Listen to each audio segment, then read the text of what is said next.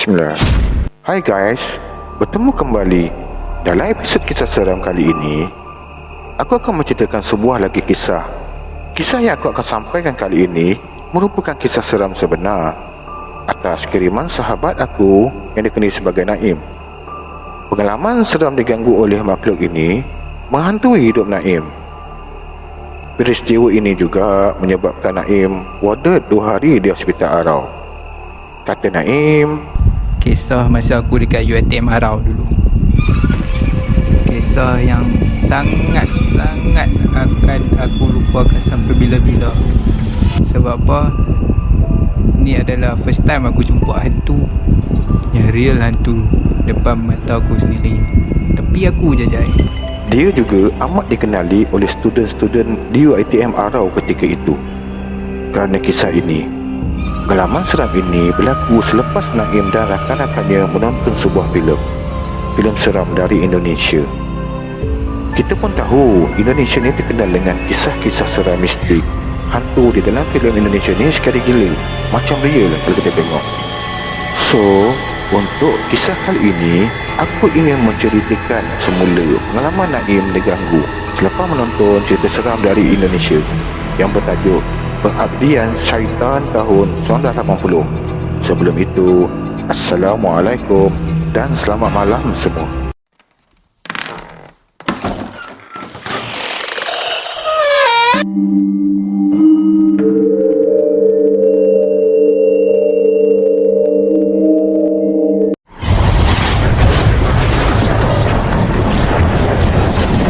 Kisah ini bermula ketika Naim berada di semester 1. Baru melaporkan diri Disember tahun 2002 di UiTM Arau, jurusan Diploma Business Study ataupun singkatannya DBS. Menurut Naim lagi, semester 1 ni satu kelas ada dalam 70 ke 80 orang. Dia orang ni kurang mengenali satu sama lain. Cuma geng-geng lelaki ni senanglah rapat. Sebagai student baru, kami pun ditempatkan di kolej baru. Di UiTM Arau ni, bangunan ni adalah antara bangunan kolej yang baru dibuat. Kolej Cengal namanya. Yang mana kolej ini terletak di bahagian belakang sekali, berdekatan dengan ladang-ladang kelapa. Aku dapat arah satu time tu. Pemandangan dari tingkap amat cantik. View ladang kelapa seluas mata memandang. Selang satu bilik aku ni toilet. Kolej ni pula menempatkan 4 orang student dalam satu bilik. Kata dah berdeka, jadi aku pilih untuk tidur atas sekali, dekat dengan kipas lah. Kata Naim lagi, aku dengan kawan-kawan aku ni memang rapat lah. Bilik kami ni sering jadi tumpuan untuk tempat melepak. Ini adalah disebabkan komputer berada di bilik kami. Layar movie lah, dengan muzik lah, dengan main game ni lah. Pendek kata, segala entertainment adalah di bilik kami. Kata Naim lagi, PC aku ni macam infak lah. Kekah ramai-ramai, semua orang boleh guna. Zaman tu, top gila dengan VCD cetak rompak. Harga baru RM5 je. So, every week kami ni memang beli VCD lah. Kami beli di RPA. RPA ni pula adalah rancangan perumahan awam yang terletak di belakang UiTM Arau.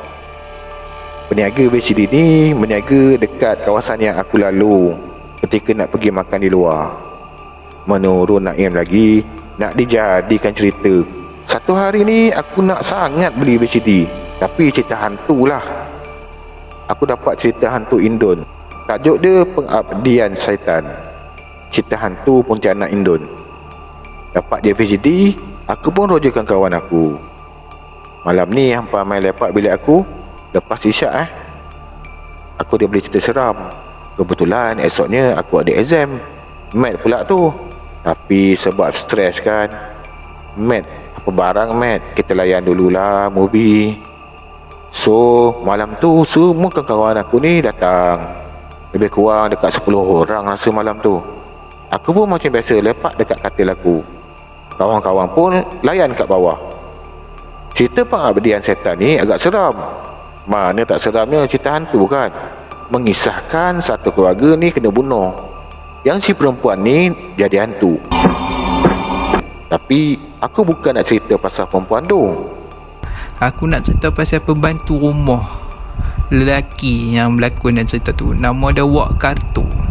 Aja, aing angkut nama ni Wak Kartu. Tidur, Non. Pak Karto, kau nakut-nakuti saja. Ada apa, Non? Dalam kisah tersebut, watak Wak Karto ni adalah seorang pembantu tukang kebun dan dialah juga jaga keselamatan dalam rumah tersebut. Malam tu rumah keluarga ni kena masuk dengan orang jahat lah. Dalam cerita ni, Wak Karto ni kena bunuh. Cara dia kena bunuh tu sadis. Memang sedih gila. Nak dijadikan cerita pula, sepatutnya kami ni sedih. Tapi aku pun tak tahu kenapa malam tu aku boleh jadi macam kelolo. Suka semacam. Aku boleh jadikan benda tu bahan lawak. Aku duk kutuk Wak Karto. Lari Wak Karto. Apalah hang ni. Lepas tu dia kena bunuh. Ni pun aku tak sedih. Aku pun gelak. Apa yang aku buat tu, kawan aku jadi macam pelik. Awak Naim ni jadi perangai macam ni malam ni.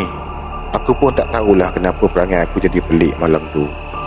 Mungkin aku nak hilangkan stres kot. Study math siang tadi.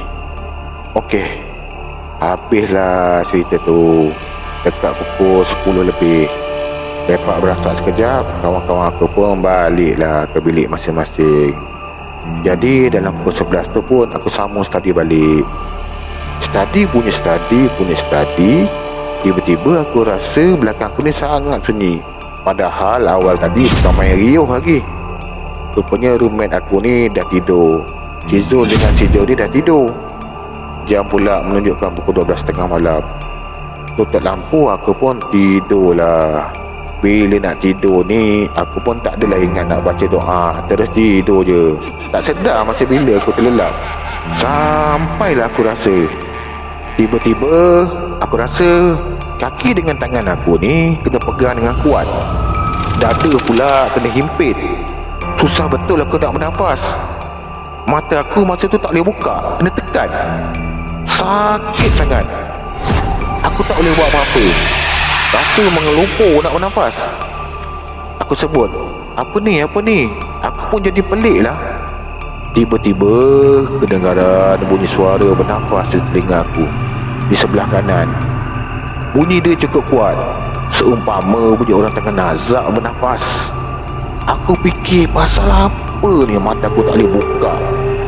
Dalam masa yang sama, hidung aku ni terbau sesuatu. Bau darah segar dengan hanyirnya, macam bau darah lembu yang baru kena sembelih tu. Cukup panas. Ish, dalam hatiku, apa benda ni? Aku pun bacalah apa yang boleh. Sehingga tiba-tiba mata aku pun terbuka. Bila terbuka je mata masa tu, aku tengok ada satu makhluk menyerupai wajah Wak Karto. Ada dekat sebelah aku. Dengan muka dia berkecai, daging hancur, darah dia menitik-nitik, bau fresh lagi, macam nak tercabut jantung aku. Ya Allah, apalah benda ni? Terkejut aku. Tergamam weh. Wak Karto tengok aku. Aku mula terfikir, Wak Karto ni nak buat apa kat aku ni? Aku teringat balik VCD yang aku tengok tadi. Mungkin Wak Karto ni nak balas dendam sebab aku gelak-gelak kat dia tadi. Aku pun mula terfikir lagi. Aku dah tak tahan. Aku pun bacalah ayat kursi, dan mata aku pun terpejam dengan sendirinya. Mungkin sebab kesan tindih yang kuat tu yang buat aku pengsan dah tak sedar diri dah. Pada keesokan paginya, roommate aku pun kejutkanlah aku. Apa yang diceritakan oleh roommate aku ni, aku tak terjaga pun. Badan aku keras, macam kejang macam tu. Tak ada apa-apa respon. Cuma dia dengar aku bernafas je. Dia orang pun ingat mungkin aku ni tak larat sebab study sampai tengah malam. Bila dia orang nak ke kelas, seorang roommate aku ni, Zul lah nama dia, peganglah badan aku ni. Dia kata badan aku panas, demam. Aku pun dah tintong time tu. Yang aku dengar Zul kata lepas kelas nanti dia nak bawa aku ke klinik. Dia orang pun tinggallah air untuk aku minum. Apa yang diceritakan oleh Naim, sepanjang kawan-kawan dia ni pergi ke kelas, dia kata aku rasa betul-betul azab time tu. Duduk dalam bilik tu dikacau, tak selesa, dengan muntah, dengan pening, dan giang-giang aku dengan wajah wak karton tu semalam. Ya Allah, memang tak tahu nak cakap lah azab dia time tu macam mana. Lepas kelas, Zul pun nak bawalah aku ke klinik. Aku memang tak larat. Efek kena tekan kaki dengan tangan. Seluruh badan aku menggigil, dada aku sakit. Akhirnya Zul buat keputusan untuk panggil ambulan UiTM. Sampai hospital, doktor berkata badan aku ni panas 40 darjah Celsius. Boleh kena sawan ni. Katanya 2 malam aku warded. Aku ditemani oleh mak aku. Selepas aku sihat, aku pun cerita semula dekat Zul. Zul, aku jumpa wak kartun malam tu. Apa lagi, terkejut Zul. Dan kisah wak kartun ini terus tersebar luas di seluruh UiTM Arau. Yang mana yang tak kenal Naim tu teruslah semua kenal. Disebabkan aku demam berjumpa dengan hantu wak kartun katanya. Okey, kepada semua penonton, viewer, please subscribe, tinggalkan komen, share supaya aku rasa lebih bersemangat untuk bercerita di masa akan datang. Ribuan terima kasih juga kerana anda sentiasa memberikan support yang kuat kepada channel ini. Jadi, Assalamualaikum dan selamat malam semua.